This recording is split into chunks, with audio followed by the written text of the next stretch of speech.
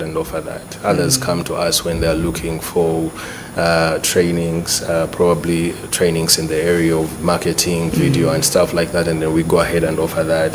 Then others basically come to us for documentary video production. Others come for things to do with strategy and development. So basically our role, our work, what we bring on the table is highly built towards enabling businesses perform better, towards enabling businesses attract more clients to their businesses and stuff like that. Yeah. Great. Being the CEO of this Price Media, what was your main vision and purpose besides the business part? What were you looking at? The vision actually keeps changing, because at the time when we started, we wanted to bring stuff that made big businesses big to smaller companies.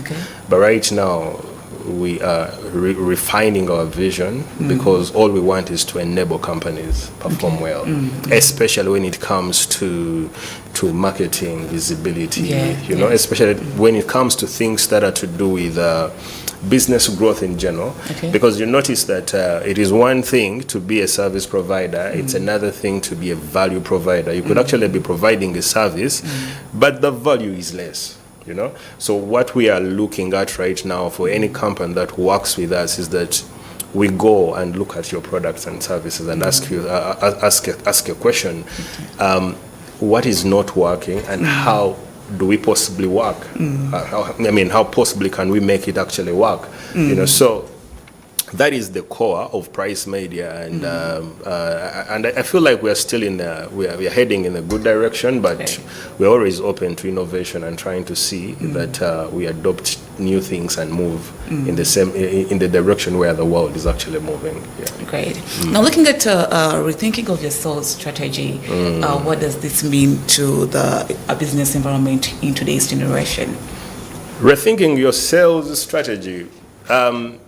One of the things that I didn't mention earlier is that I'm a business growth strategist. So as a business growth strategist, my role in most cases is one thing, looking at an organization, looking at the business and asking myself a question, what is actually working and what is not working? Because for the time I've been dealing with different businesses at different growth stages, I've discovered that different businesses have different challenges, but all businesses have just one thing in common. They are looking for a client. They are looking for someone to employ, you know, to probably secure businesses for them, you know. So the biggest challenge that I'm seeing is that, you know, a company has pretty much different departments, but according to me, there is what we call the getting department. Now, that is the department that gets clients into a business. Then we have the execution department, that is like the technical team, you know. And then we have the management department. I'll give you an example. You guys are running a TV station here. There is the getting department, the guys that are responsible for bringing ads, the guys that are responsible for bringing clients, advertisers, people to, you know, sponsors, program sponsors and all that. Then we have the doing department, the crew, the camera people, the video editors and stuff like that. Then you have the managers. You get my point? But you see, if you have the best videographers, you have the best video editors, the best animators, but you simply are performing well, are performing poorly in the area of sales and marketing, you're going to lose that good designer, you're going to lose that good video editor, you're going to lose good people because the getting department is weak.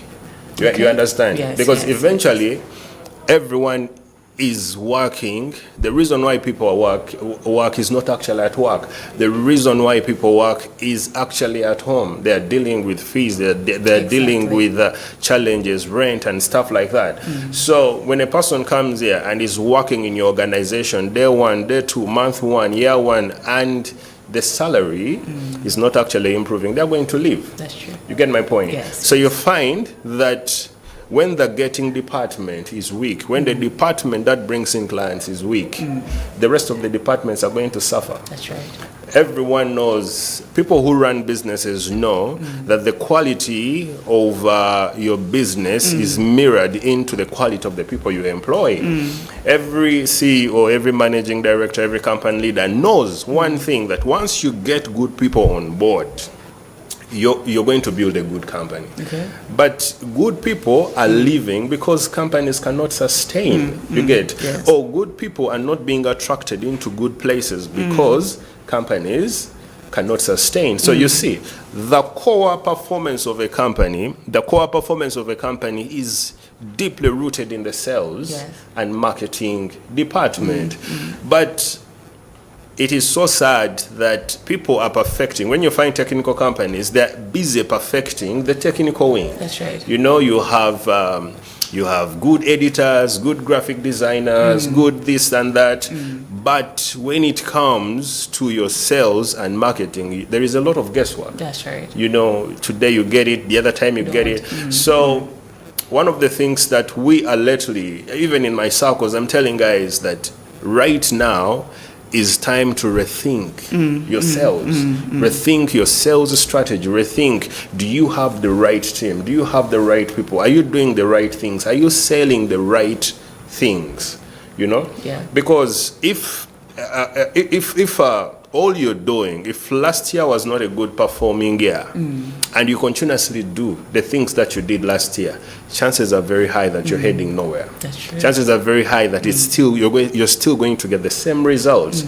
So the key message that I would rather pass to the people that listen to me in the various forums or even here is one, rethink. Look at how the last 3 years performed. Look at how the last 2 years performed, the last 1 year performed, and ask yourself, are you still looking for the same results or you want to see a difference? You know. So when it comes to rethinking the sales, rethinking your business development, what we are meaning is just do a comparison. You know, look at how your peers are performing, especially the peers that are performing well. Yes. You know, and ask yourself, why is it that company A is in the same business with me, but they are performing better than me? Yes. What are those things that are being done?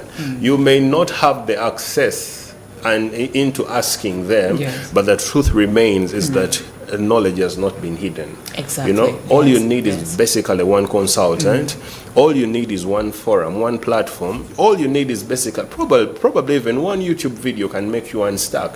Rethink, because a lot of businesses, they get into the market, they get into the sales space, and they are selling something in general. You get my point? Imagine a TV station that basically has one show. You get my point? Yeah. Like the whole day, you basically have one show. Yeah. But if, like, for people that are running a TV business, they know there are people that are interested in entrepreneurship, then they create for them a product called probably something entrepreneurship show. Then they know that they are kids, and they know. So you basically have audiences, and you are storming the market and primarily doing one thing, serving the market relevantly. Yes, you get my point. You're not looking for clients to buy your products, but you're actually designing products for your clients. You know. So when we say rethinking, when we talk about rethinking your sales, we are talking about something deeper, because the attention you give to your sales department determines or contributes heavily on your income, on your revenue. So precisely that's what I would say. In the same line, because that the points you have given us are really important, and this is knowledge that we need to find out. Most especially this has been happening in most of the media houses, can equate to 60% having that problem when it comes to the sales and marketing department. So should we say that the people who are put there are they professionals? Should we say are they not professional? Should we say maybe they lack knowledge, or because someone just came and think maybe I can do this and this and this to see that money comes in time? What is the core issue in that area? The core issue is actually not the people. Well, it's the people, but it's not the people. Okay. You get? I say it's the people, but it's not the people, in a sense that there is something called structure and framework. Yes. You get my point? Let me give you an example. There is a structure to entering this building. Yes. When you enter this building, you're going to go somewhere. You're going to put your phones the other side. You're going to register in a book. They're going to check you. You're going to go to the elevator, come in, and then sign in another. So there is a structure. You just don't come anywhere, and then you're just entering the building. That is the structure. Yes. When you look at a company, if a person wants to go, if a person gets sick or they have been doing, they've been studying and they have exams, there is a proper structure and framework of requesting like leave days. You're like, you know what, I'm applying for leave, it's going to be this. You get my point? But when it comes to sales and marketing, a lot of companies are consistently doing this one problem. They're not building systems. You get? So the problem is not the people. The problem is lack of a framework in place, lack of a system that brings sales. That is why one of the frustrating things I've seen with different company owners is one. In 2025 or in 2022, they hired someone called George, and George was good in sales and he was bringing results. But the day George left, they've tried to replace George with someone else like 10 times, and those 10 replacements cannot match. The thing about George is that George was a bit structured. George knew his tricks. George knew his way around. You get my point? Yes. But now that George left, you are struggling to get that person. So you think that the problem is here. You are simply lucky because you had a sales guy who was bringing value. You know? But let me give you one thing. There is something that has been hidden in plain sight by the big players, by the big brands. Big brands are not going to hire that rock star salesman only. They have like a rock star sales process. They have a rock star sales framework. They commit to that. So you come and you want a job with them. Do you know what happens? Is that they fit you in the framework. You perform in that framework. The day you leave and nothing gets wrong. Nothing is affected. But now the companies that are not getting value and they are busy saying things like, you know, the people that we hired, it is hard to hire a salesperson. They are simply companies that have no sales systems in place, no sales structures in place. They have one guy called the communications officer. That communications officer, he does sales, he does marketing, he does updating of social media, the website, he does strategy. And meanwhile, that guy is probably a fresh graduate, or that guy has been in the world of work for like 3 or 4 years. They have less on them in terms of knowledge. You understand? So you find that they are struggling to get results from the guy, and they think they want to blame the guy. They want to blame the human resource for performing wrong. But the truth of the matter is that they've successfully built systems in every area, but they have zero system. They have zero process when it comes to sales and business development. So I will still tell you the reason why companies are struggling, it's not because of the people. It's because they do not have proper structures. You get? Everything is well structured. Like if you see even our lives are structured. You know what to do when you wake up in the morning. You're probably going to brush your teeth, shower, make a prayer, do whatever, go to the gym. You get?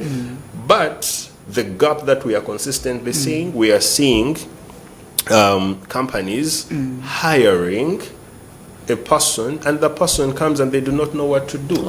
And the unfortunate thing is that even the people that are hired, they might have the right professions, but when you get into the world of work, you discover that things work a bit different. And you wonder, how can I start from? Where should I start from? Something like that. Exactly. So it's not the people, it is the absence of structures in place. It is the absence of processes. Once you give a person a process, you're good.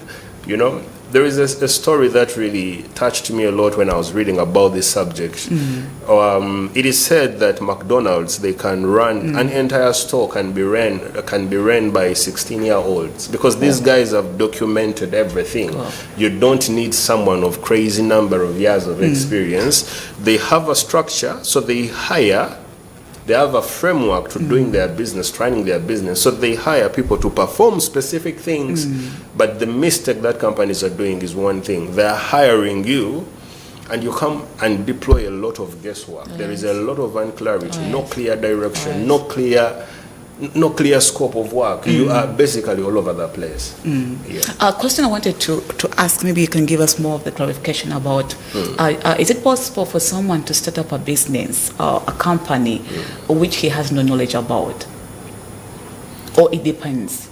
For example, let me get an example of the media house. We have maybe the managing director or the CEO of any company, a set up a company and something like that. But of course, you're going to find out this person has no knowledge about that business he is doing.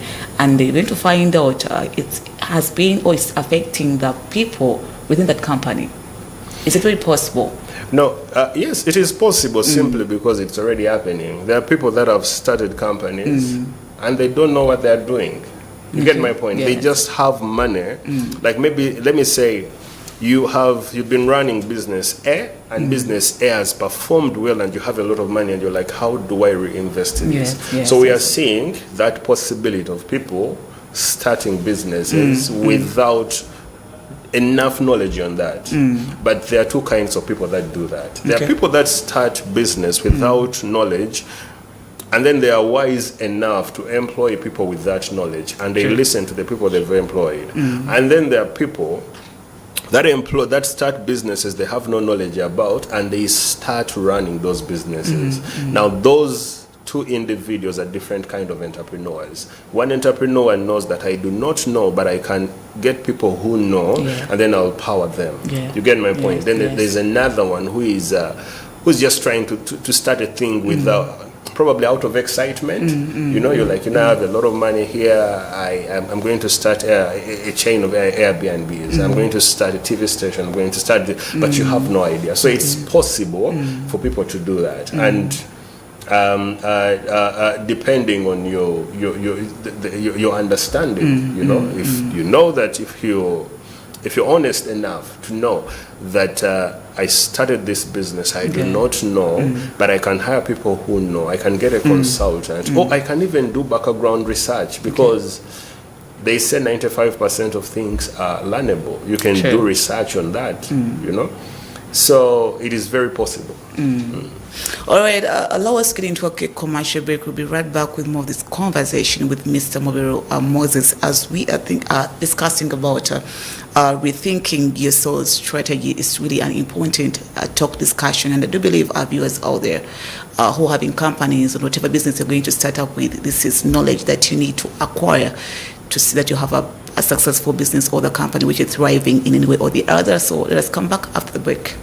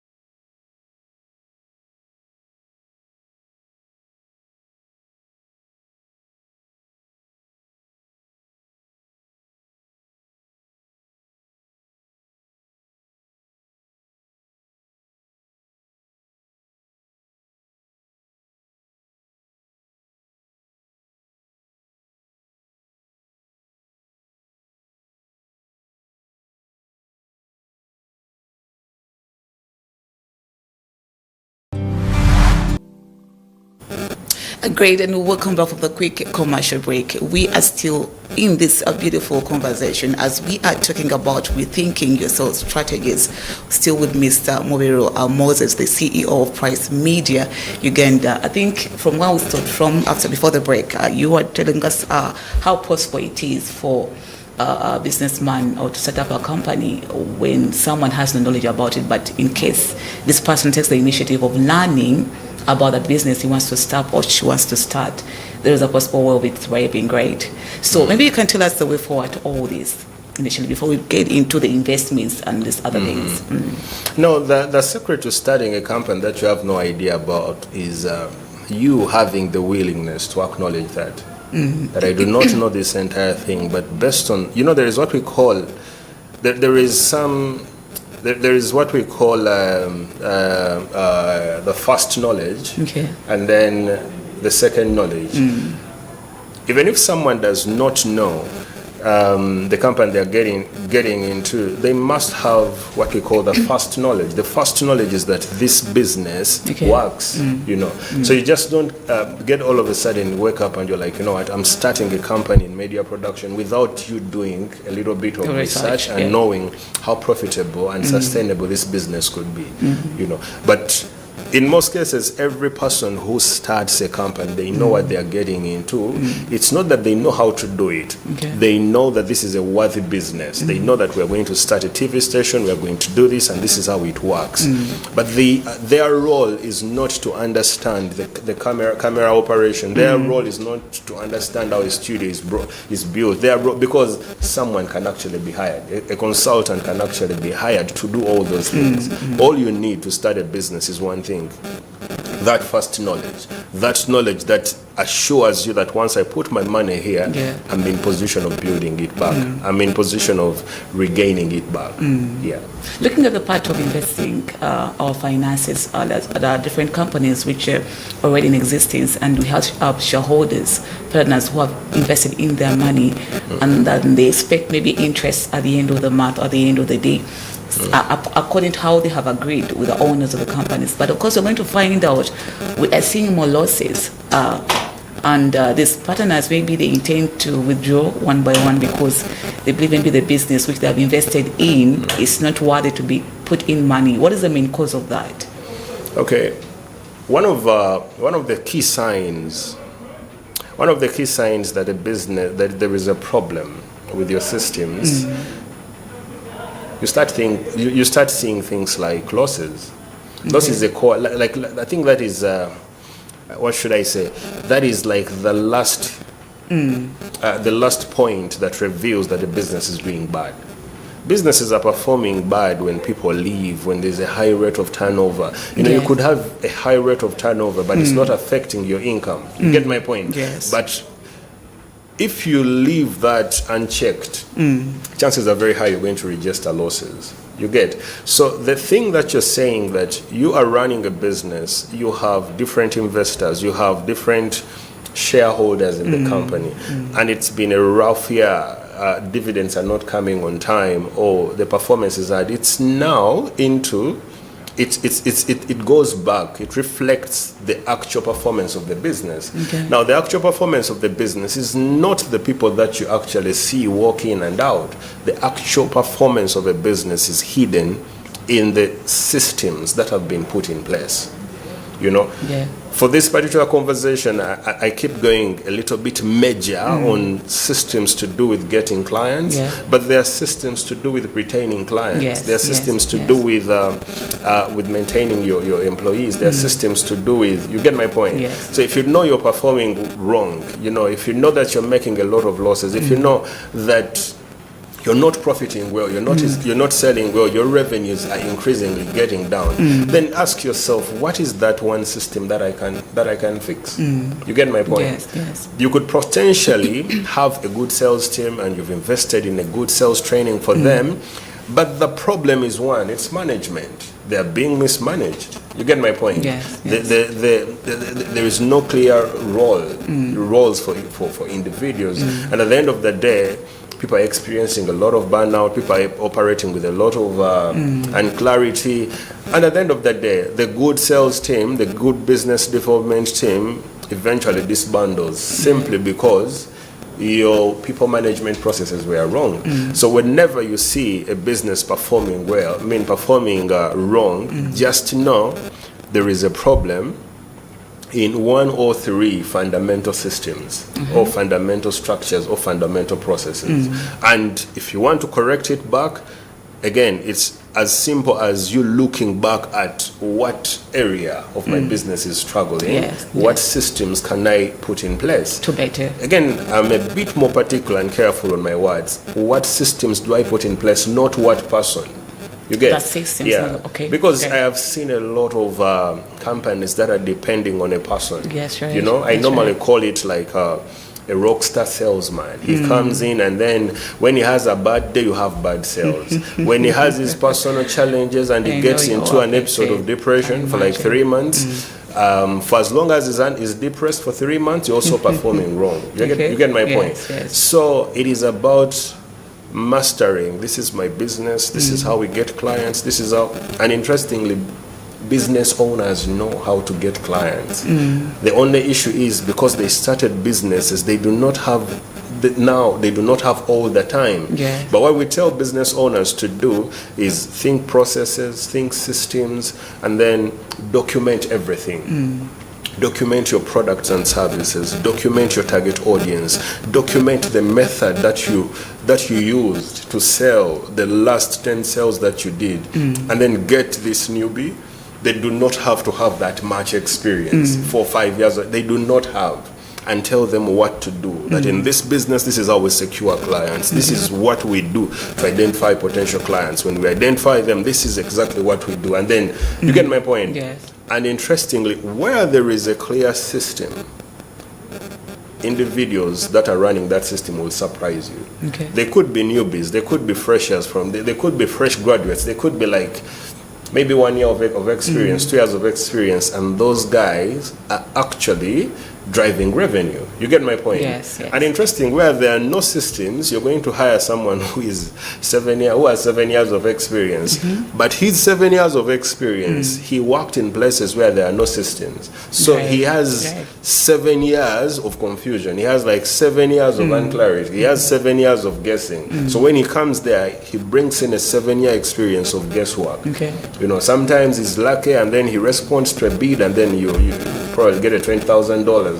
You know, other times it's going to be 1,000. And then majority parts of the month, he has a lot of stories to tell you. This client is coming, You get my point? Yes. So whenever you're seeing things like, I invested here and then I'm not seeing profit. I did this and then, you know, we have shareholders, they're complaining. Shareholders are pulling out. Performance, when it comes performance in terms of revenue, can be traced back to the processes and the systems and the structures that you put in place. You get?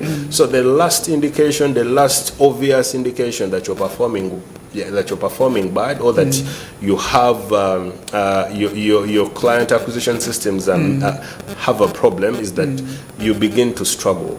You know, you begin to struggle with resources, revenue. You know. And now what I saw, now there are companies that struggle with that.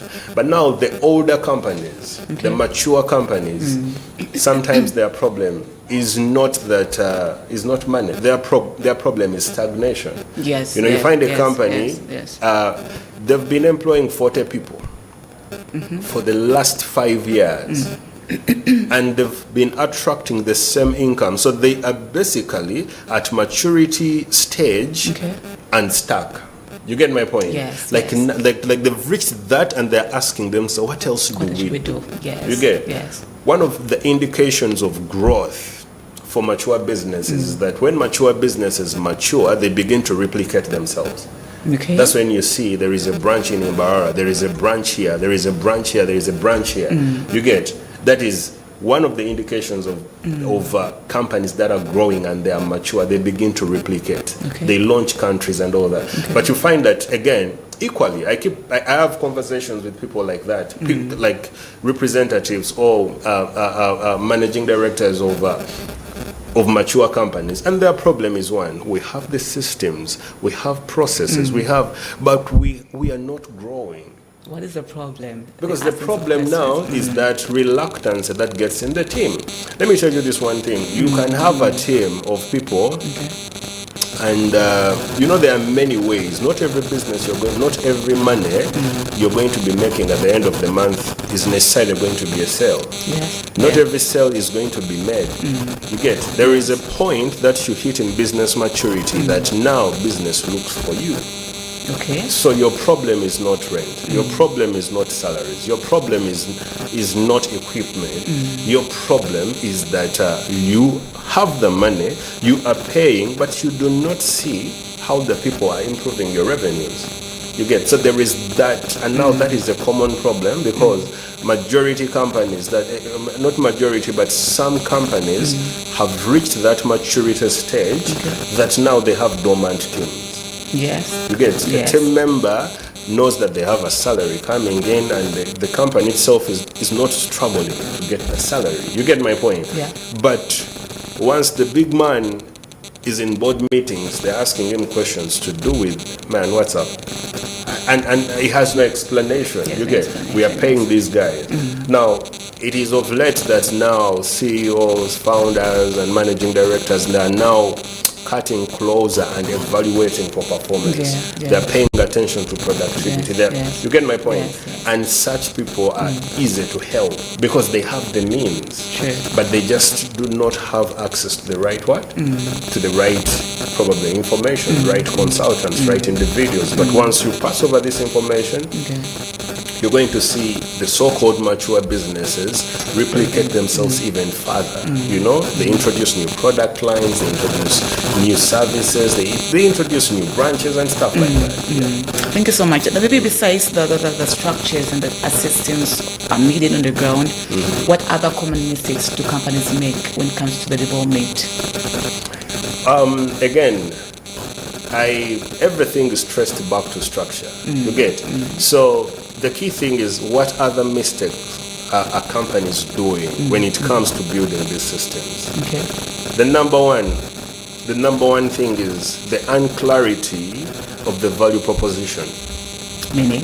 The unclarity of the value proposition you're bringing on the market. Okay. You get my point? It is unclear, it is vague. You get my point? So most companies, the number one mistake they're doing is that what they are selling is actually not clear. It is vague. So even when you get a good guy and deploy them to sell, and they are selling a vague thing, great, they're going to get vague results. You get? So number one mistake they do, unclarity of that. Then the second one, employing people without a framework, without a documented process. Okay. You get my point? Yes. So, and this problem cuts across all areas. When you have no HR systems in place, and the HR hire you make, the person you hire to be your HR is equally not exposed to the knowledge of system building, you're going to get an HR person who has no clear systems at all. Okay. Get to the finance department, accounts and finance. As long as the accounts and finance department also has no systems, and then you shortlisted for accountants, and then the good guys, you left them because they asked more, and then you bring this junior accountant person, this junior finance person. That finance person is going to enter into that finance role. There are no systems in place, and you're going to still equally struggle in that area. You get my point? Yes. So the second mistake companies are doing at all times, and they do it easily, is that they hire without systems, without frameworks, without processes. Yet when you look at the companies that are performing well, this is what happens. They have documented processes and systems. So they if a system has like 8 stages, they hire you to perform stage number 2 because your job description, your personality, your ability, they literally show that you can perform well at stage 2 of this process. Okay. You get? Yeah. So that's the second mistake most of the companies are doing. Then the third mistake companies are doing is that they sell everything and they sell to everyone. You get? I think you should repeat that. They sell everything and then they sell to everyone. They are not targeting You know, they are not Particular. a particular people. Yes. So I was telling most people that what I'm talking about lately, it's not rocket science. This is not new information. This is actually old information, but it has been hidden by the big brands in plain sight. Okay. You and me stay in this country. You get. You notice that we have names like Stanbic Bank. Occasionally, Stanbic Bank is rolling out like a campaign that is targeting particular people. Sure. One iconic campaign I saw was a campaign, I think it was called Funaka Laptop. You know, it was a loan product extended to students in university. Get a loan, buy a laptop. Present your national ID. I don't have all the details, but it was a smart one. You know, if a laptop is 1.5 and these guys sold only 1,000 laptops, how much money is that? Smart. They're like, you know, we are not here to sell loans. Okay. Loans is not our product, but we are now from the loan, from the loans as a product. Can we design another product under that? So the mistake most companies are not doing is that they are approaching the market generally in a generic manner. You know, we do loans. So you bring a loan, you get my point? Yes. When you look at these banks again, you find that banks have, I was having a conversation a couple of days ago, and we are reviewing the fact that after COVID, we saw other loan products on the market. Loan products that are targeting school owners, because school owners had gotten what? Had gotten affected. But when you look at a school owner, they have the ability to make the money. So that's where you find that banks started designing products that are targeting that, school owners. So when they deploy their salesperson, this salesperson does not have to be a genius, does not have to have a PhD to close a sale. It is as simple as this is a loan product for school owners. So if it's a loan product for school owners, as a salesman, what are you doing in Makerere University? What are you doing in a university trying to move around? You get my point? Yeah. So the third mistake that we see businesses doing is that they are selling to everyone and they are selling everything. Yet it is as simple as knowing that the master product we have is loans. But how do we? Who else needs? Who is from our target audience? What does each segment of our target audience want? And then custom create something and then push it. But now the mistake that they are frequently doing is you're being generic, you're selling like general stuff. So I could go on and on, but I'll just give you those three, but there are definitely other mistakes that are being done from the element of managing human capital. There are other mistakes that are made in like in customer care. You get a client, but you do not service them well. So there are many, but I just wanted to give you the top three because that is where the big errors are majorly made. Yeah, someone may be asking himself a question, have a challenge, maybe closing up a deal, and maybe it happens occasionally. What is the main cause other than what wisdom or guidance or knowledge can you be able to give to this particular individual? Exactly. Now, there is a master framework, which is a universal sales framework that we all follow. Okay. It has about 7 stages. The last stage, the second last stage is actually closing. You get my point? Yeah. So someone thinks that their problem is closing, we've been having a deal, so we lost it. But the issue is, the universal sales framework has 7 pillars. Yes. You get my point? You can perform well on the first 6 pillars, on the 7th you lose. Reason being, you probably don't know that we have a universal framework that has 7 pillars. You get my point? Yes. But you are actually doing it without knowing. You get my point? So if you know that your problem is that you are nearly getting the client, but you lose the client, it means you're not closing well.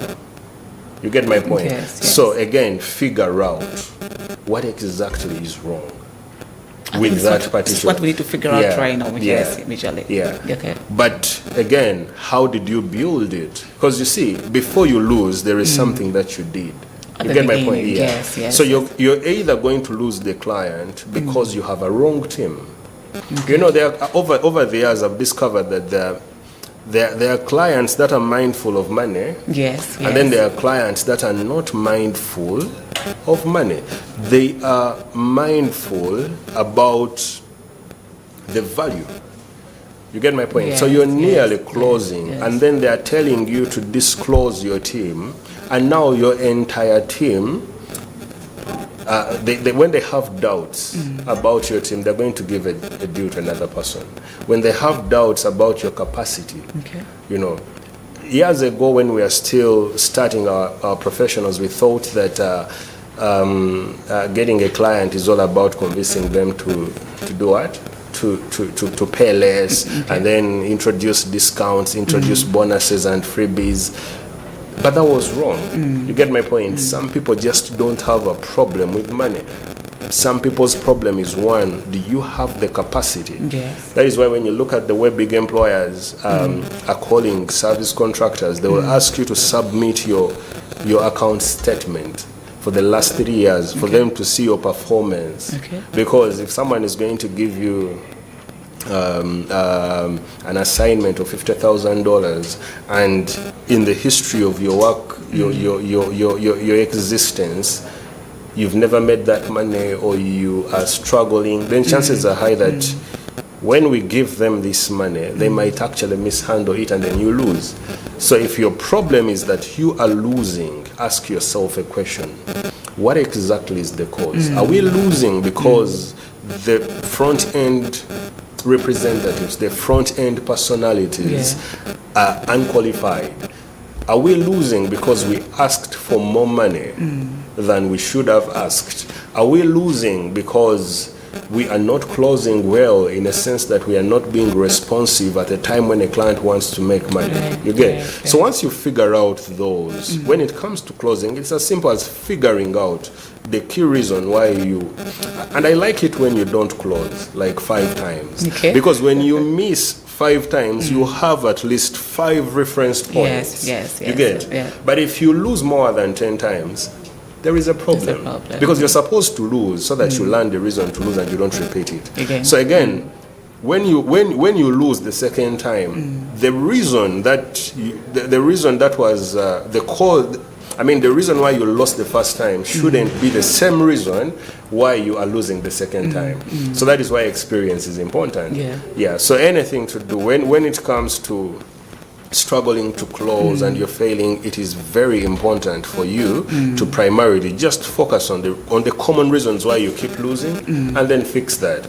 But once we talk about the sales framework, because this is a training that I normally give, I give like guided workshops. I walk you through the 7 points of the universal sales framework, and I tell you that at this stage, this is what we do. At this stage, this is how we do. At this stage, this is how we hire. This is who we hire. This is how we do things. You get my point? Yes. Then that way, once you have the proper knowledge of the entire universal framework, then you customize it to your services. You get? Yes. There are people who have to sell. Who have to sell by putting a lot of billboards all over the place. Sure. And then there are those who are selling without a single billboard, without a single TV ad. And then there are strategies underground. You get my point? Yeah. So I'll still give you the 7-step universal framework, but it's customized to your business. And then you find that your business does door-to-door. You know, I could give you a lot of examples here and there, but I'll just keep it at that for now. Yes. As we're coming to an end, maybe we have a lot to discuss about, but I believe we should get another time and we should get deeper into this conversation to help someone out there. But now on Thursday, we're having the CEO breakfast meeting in just 2 minutes. Give us an overview about it. What should we expect? What is it all about? And as the Price Media. Okay. Yes, initially.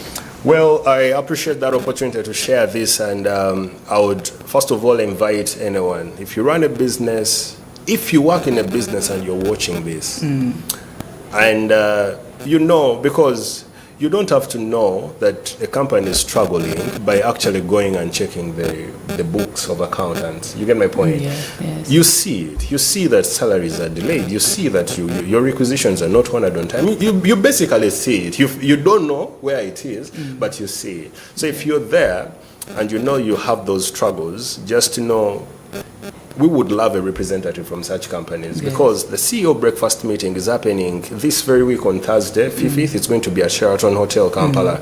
And we'll be starting from 7:30 and ending at about 10:30. So it's going to be 3 hours of a conversation, 3 hours of sharing.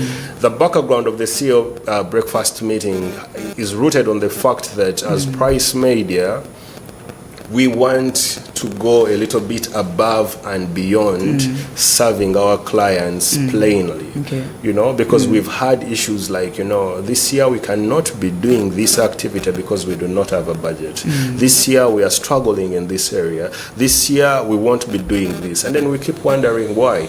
But once you probe and triage a little bit and have a one-on-one with the key decision makers, you just notice that there is just a drop in the revenue. So at the CEO breakfast meeting, we just want to talk about that drop in revenue. You get my point? Because the department that is responsible for bringing clients might be betraying you. You understand? The sales and business department might not be working well. So that's why the theme of this year is rethinking your sales and business growth in 2026. And we've strategically collaborated with the Federation of Uganda Employers, and we are lucky to have the CEO of the Federation of Uganda Employers, that is Mr. Douglas Opio. Is going to be sharing why him? Why Federation of Uganda Employers?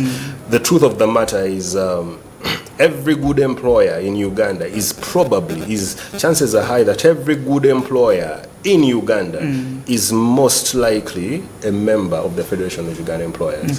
When you look at their membership list and you look at the top employers, they are all. So they are better positioned, you know. So he's going to be giving us a presentation on that, but I'll also be coming in specifically to give a detailed presentation on how to build a sales framework that works for your business.